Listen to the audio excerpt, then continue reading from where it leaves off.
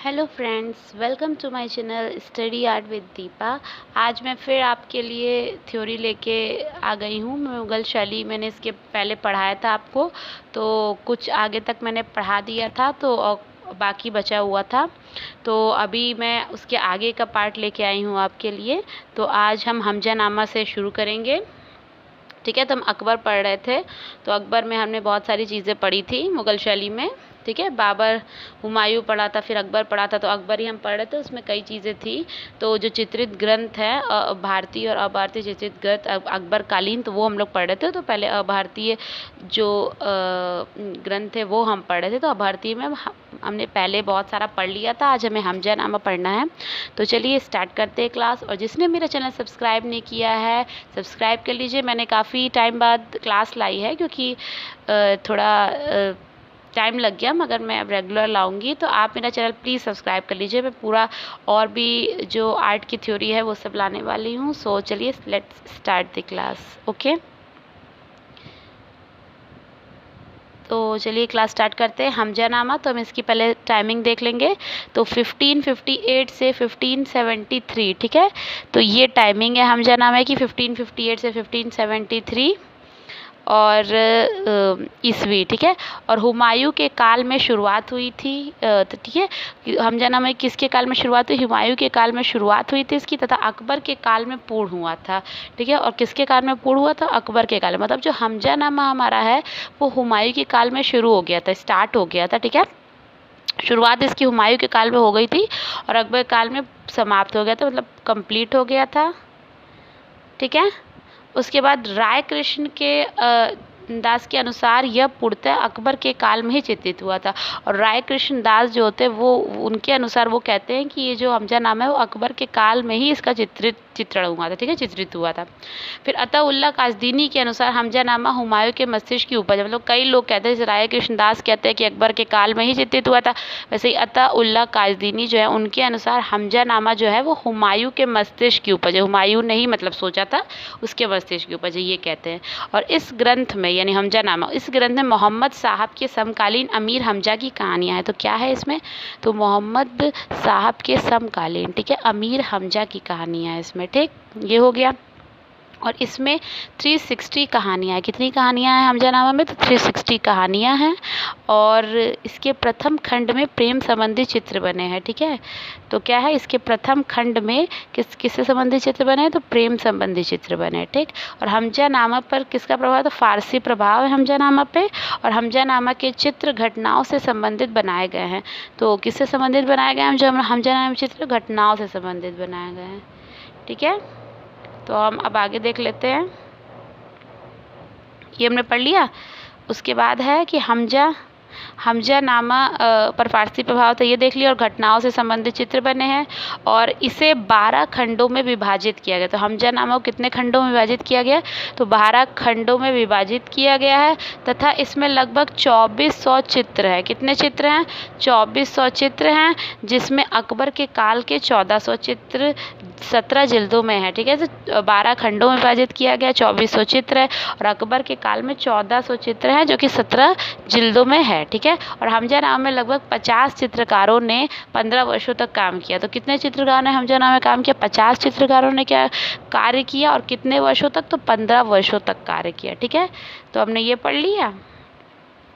तो हम इसके आगे चलते हैं और हमजानामा के और देखते हैं। हमजानामा के 61 चित्र इंडस्ट्रियल आर्ट म्यूजियम वियना। ठीक है, जो 61 चित्र कहाँ पे? Industrial art museum Vienna. तथा 25 जो चित्र है वो वॉशिंगटन संग्रहालय लंदन, तथा 15 जो चित्र है वो अमेरिका में संग्रहित है। ठीक है, तो 61 कहाँ है? इंडस्ट्रियल आर्ट म्यूजियम वियना, 25 जो है वॉशिंगटन संग्रहालय, तथा 15 जो है वो अमेरिका में।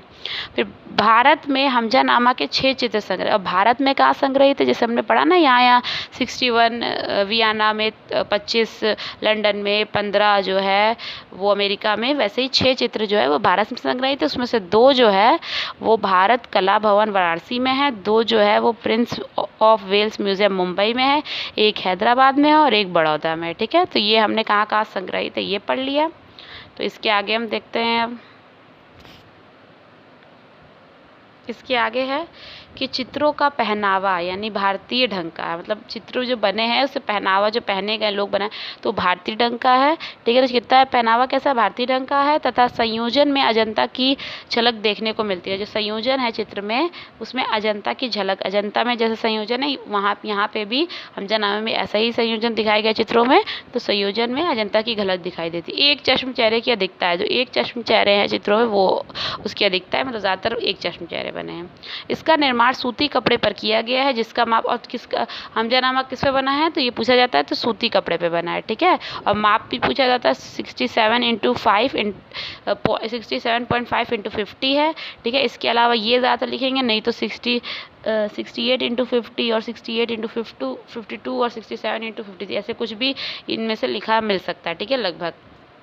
और उसके बाद तो ये हमने पूरा आप देख सकते हैं, पूरा हमने हमजानामा जो है वो आपको बता दिया। हमजानामा में सारे पॉइंट्स आपको मैंने बता दिए हैं। ठीक है, तो आप इसे अच्छे से पढ़ लीजिएगा। तो हमजानामा हमारा हो गया। हम आगे अब देखते हैं तूतीनामा। ठीक है, हम अकबरकालीन भारतीय ग्रंथ जैसे थे ना, तो तूतीनामा हम लोग देखते हैं। तो तूतीनामा स्टार्ट करते हैं। तूतीनामा की जो टाइमिंग है वो 1570 से 75 और 1560 से 68 ये है ईस्वी। ठीक, इनमें से कोई भी मिल सकता है। और चेस्टरवेटी डबलिन आयरलैंड में ये है संग्रहित होगी। और इस ग्रंथ में तोते का प्रेमालाप है। तो क्या है इस ग्रंथ में, तो तोते का प्रेमालाप है। ठीक है, तो ये पूछा जा सकता है। और इसमें 103 चित्र हैं, 52 कहानियाँ। कितने चित्र हैं, 103 चित्र हैं और कहानियाँ हैं 52। तूतीनामा में ही प्रथम बार छाया प्रकाश यानी शेडो लाइट का प्रयोग किया गया है। प्रथम बार मतलब सबसे पहली बार। ठीक है, छाया प्रकाश या शेडो लाइट का प्रयोग किया गया। तो यही 3 पॉइंट्स है इसमें। तो हम आगे देखते हैं अब। तो अगला ग्रंथ जो है दीवाने हाफिज़ है। तो दीवाने हाफिज़ में है कि इसमें हाफिज़ सिराजी की शेरो शायरी है। तो याद रखना है आपको दीवाने हाफिज़ में क्या सबसे पहले, तो हाफिज़ शिराजी की शेरो शायरियाँ हैं इसमें। ठीक है, हाफिज़ शिराजी की शेरो शायरियाँ हैं। और हाशिया चित्रण प्रथम बार इसी ग्रंथ में किया गया। तो पूछ सकते हैं हाशिया चित्रण किस ग्रंथ में प्रथम बार किया गया था, तो दीवाने हाफिज़ में।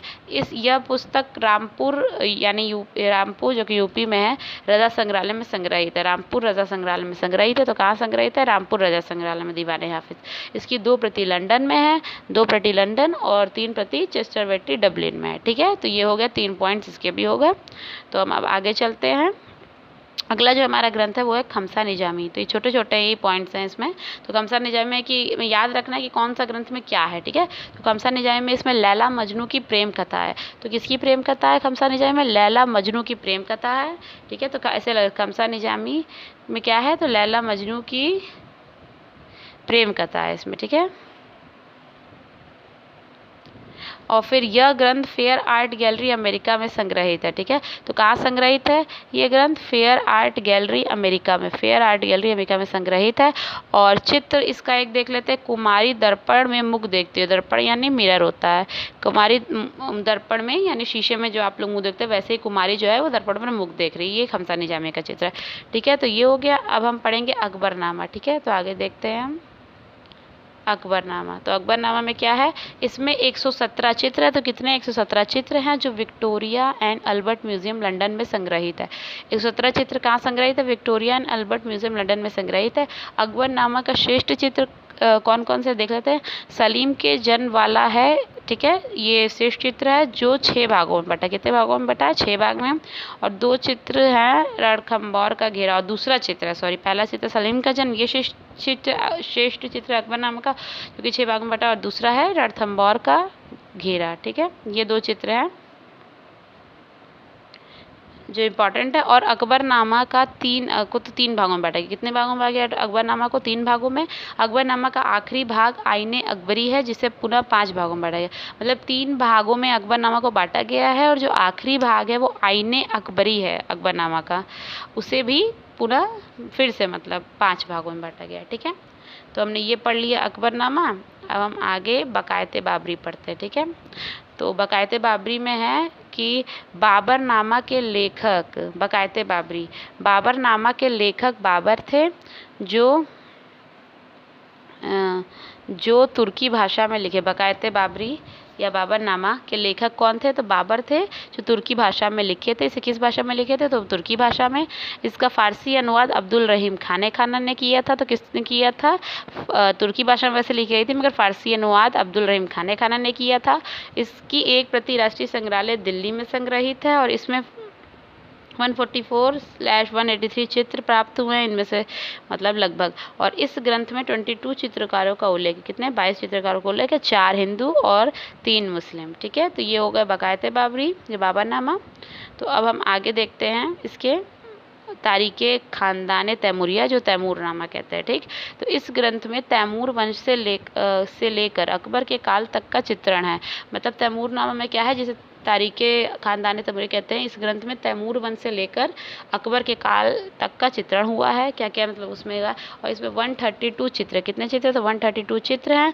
और यह पोथी खुदा बख्श ओरिएंटल पब्लिक लाइब्रेरी पटना में संग्रहित है। कहाँ संग्रहित है? पोथी खुदा बख्श ओरिएंटल पब्लिक लाइब्रेरी पटना। तो पूछा जाता है कि पोथी खुदा बख्श ओरिएंटल पब्लिक लाइब्रेरी में कौन सा ग्रंथ है? तो तैमूरनामा संग्रहित है। ठीक है, तो कहीं से भी क्वेश्चन बन सकता है आपका कि कहाँ से क्या है। ठीक है, तो क्या है, इस ग्रंथ में तैमूर वंश से लेकर अकबर के काल तक का चित्रण हुआ है तैमूरनामा में, जिसे तारीख़े ख़ानदान तैमूरिया कहते हैं।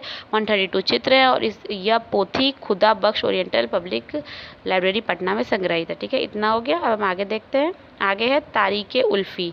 तारीख़े उल्फ़ी पढ़ी है, जिसे हमें दुनिया का इतिहास भी कहते हैं। ठीक है, दुनिया का इतिहास पूछ सकते हैं। दुनिया का इतिहास किस ग्रंथ को कहते हैं? तारीफ़े उल्फ़ी को कहते हैं, तो याद रखिएगा।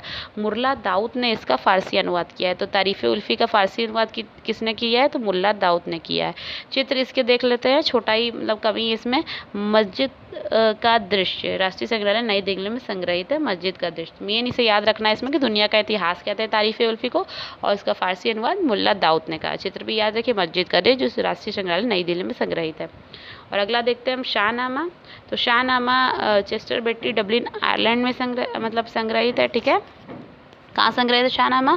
चेस्टर बेट्टी डबलिन आयरलैंड में। ईरानी राजाओं का इतिहास, ईरानी राजाओं का इतिहास है ये। तो इसमें क्या है शाहनामा में? ईरानी राजाओं का इतिहास यानी हिस्ट्री है, अकबर के अंतिम समय में चित्रित की गई है। तो ये शाहनामा जो है अकबर के जो अंतिम समय था उसमें चित्रित गई है, और ईरानी राजाओं का इतिहास है। तो ये शाहनामा में क्या है? शाहनामा तो ईरानी राजाओं का इतिहास है, ये याद रखना है। ठीक है, तो ये हमने लगभग जो अकबरकालीन ग्रंथ थे, अभारतीय ग्रंथ थे, वो सब हमने पढ़ लिए थे। उसमें से जो आज हमने हमजानामा पढ़ा, और हमने दीवाने हाफिज़ पढ़ा, खमसा निजामी, अकबरनामा, बकायते बाबरी, तैमूरनामा पढ़ा, जिसे तारीख़े ख़ानदान तैमूरिया कहते हैं, और तारीख़े उल्फ़ी, जो दुनिया का इतिहास है, शाहनामा, ये सब हमने आज पढ़ लिया है। ठीक है, तो इसके बाद भारतीय कथाओं पर आधारित जो ग्रंथ थे अकबर काल में, वो हम लाएंगे।